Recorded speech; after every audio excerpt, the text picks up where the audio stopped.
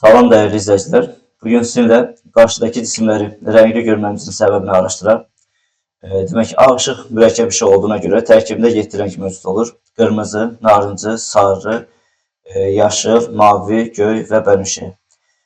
Bu 7 rəng təbiətdə mövcuddur. Digər rənglər isə məhz bu rənglərin qarışığından yaranır. İndi isə biz gözümüzün önündə bir göy rəngdə bir şüşə yerləşdirək və bunun üzərinə isə ağ işıq dəstəsini düşürək. Və qarşıdakı cisimləri yenə göy rəngdə görərik. Çünki 6 rəng, bunu zərrəciklər kimi baxsaq daha aydın görərik. 7 rəngdən 6-sı şüşənin üzərinə düşərək udulur. Məhz göy rəngdə şüalar isə həmin şüşəni keçə bilir. Çünki şüşə özü göy rəngdədir. Şüşənin rəngini yaşıla gətirsək ki, görək ki, yaşıl şüalar keçə bilir. Digər rəngli şüalar isə onun üzərində udula bilir. Test obusunda da məhz bu kimi suallar verilir.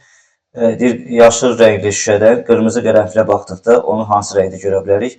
Bilir ki, qırmızı qərənfil məhz qırmızı şüaları əks etdirəcək. Məsələn, bu vəziyyətdə. Qırmızı şüalarda gəlib yaşıl şüşəni keçə bilmədiyinə görə biz qarşı tərəfdə heç bir rəngi görə bilmərik. Sağ olun, növbəti videolarda görüşənədək.